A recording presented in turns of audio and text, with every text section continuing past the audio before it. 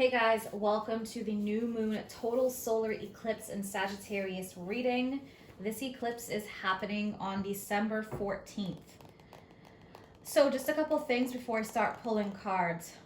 Eclipses, we know that they herald great change. They can be doors closing and then doors opening. This can happen suddenly, or this can be some long-standing cycle that has been happening and is now shifting. So with this eclipse, we have both the sun and moon in Sagittarius currently. And the eclipse, there's a pretty tight conjunction with Mercury. There's only 3 degrees difference. The sun and moon, 23 degrees, Mercury at 20. So with this, Mercury being the planet of information, communication, how we process things. I'm also noticing that Mercury in Sagittarius is going to be squaring up with Neptune in Pisces.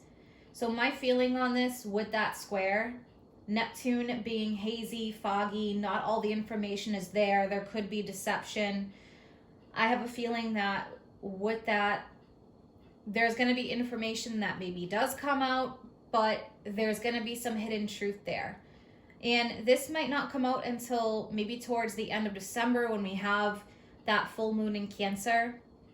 So just be aware that I feel like not all the information here is either all going to be there or presented maybe inaccurately. Okay, so just keep that in mind.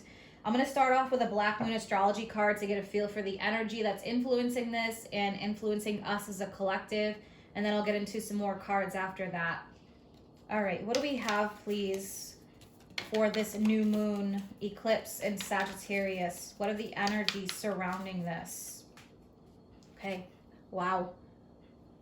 Moon soul card. Yeah, this is going to be asking us to tap into our feelings, the energy of intuition. The moon, there can be things that are hidden when we have the moon card. And this is going to ask us to go deep into our soul. To gain a better understanding, we're going to need to go deep and use our intuition because there can be things that are hidden here. So really it's asking you, use your gut. What does your gut say about this situation? Okay, the moon is a very intimate card. It's hidden and it's who we truly are, how we truly feel inside. And the moon is the mother energy as well. So it can deal with issues surrounding woman, mother energy, but really it is about our emotions. So with the moon energy, yeah, I think that there's going to be some information here that it might not be completely accurate. It may be a bit hidden. And we're going to really need to cut through the fog of Neptune and that Mercury square Neptune energy to get to the truth of the matter. And again, that might not be coming out until, say, that full moon in Cancer at the end of December. So highly focused on emotions. And we know when there's an eclipse, whether it's solar or lunar, that our emotions are going to be reaching a peak. The moon is going to darken the sun during the solar eclipse. So the moon is playing a really prominent role here. And I just feel like it's going to be really, really important. I think that we could possibly take things differently as well. So being careful how you perceive information with that Mercury square Neptune. I think that things are going to be a little bit cloudy. So wait for the information to come out. All right, so I want to pull some Moonology cards to get a better feel for what's surrounding this energy. What do we have from the Moonology deck to better understand this solar eclipse energy? Okay, yeah. So we have expect powerful change. I mean, it's so on point that it's scary sometimes. New moon eclipse. How can it be any more on point than that? One more, please. Adjustments are required. Yeah, so Notice the same imagery in these cards. At the bottom, full moon, Capricorn. Okay, December turns into Capricorn season, but the full moon is going to be in Cancer, Capricorn's opposite. The end of a tough cycle approaches at the bottom. So I think information now definitely is not going to be all there. Again, with these eclipses, things can happen right away, or there can be a cycle that is shifting and changing, and the change is coming in, but it's not quite here yet because of this Mercury square Neptune energy that is happening. So with the new moon eclipse, yeah, expect powerful change to happen. There's going to be, especially because Mercury is the planet of information that comes out. I think that this is about our evolution happening as a collective, and definitely an evolution of really stepping more into our intuition, tapping into that feminine energy, using that to help guide us and shift us and bettering our connection with source. But definitely a turning point now. With the third quarter moon, adjustments are required. Third quarter, okay, there can be a challenge that comes up that is asking you to fix something. It's asking you to take a better look at something. This is all focused on moon energy, and that's why I chose the Moonology cards, but not knowing the moon would be appearing out of the astrology deck as well. So this moon is going to have a really big impact from what I'm seeing just with these cards. All right, so with that third quarter square, third quarter is always a square between the sun and the moon. Okay, so that is going to bring things to our attention, evaluating and reevaluating, especially with that conjunction with Mercury. We need to reevaluate how we connect with others, how we process information, how we think. We need to think about how we perceive information and how do we tie ourselves down with our own thoughts. Sometimes we oppress ourselves with our own thoughts.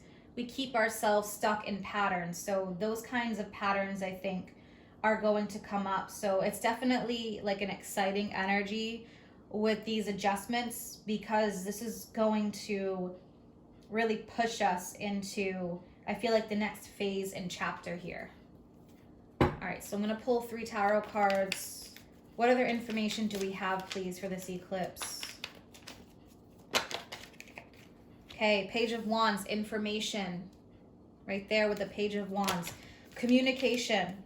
Okay, yep, so we have the 4 of Swords. So this is asking us to take a step back, reevaluate with that 4 of Swords. Maybe not just jump right away. Gain another perspective. Think before we act. One more, please. Okay, yeah, so we have the 5 of Swords. Again, swords, mental conflicts. Swords are air energy. So what mental conflicts are we having here? It's going to ask us to definitely think before we act, readjust our attitudes. It's going to be important to think about how we want to proceed forward.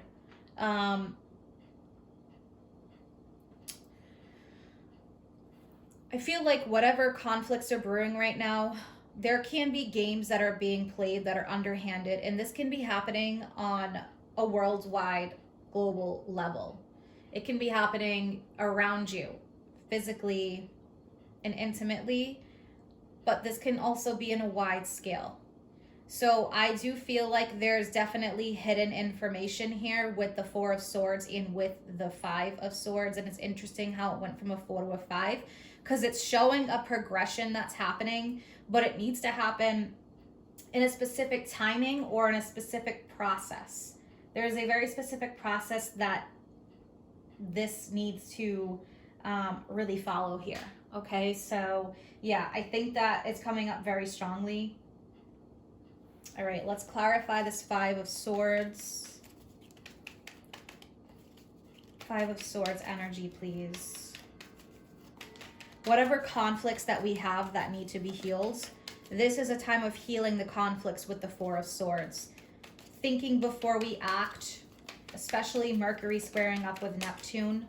We have this fire energy. Fire energy can be like very bold, very go for it. It can be kind of rushing though, going too fast, being impulsive. So this is saying really go deep within your soul. All right, one for that Five of Swords, please.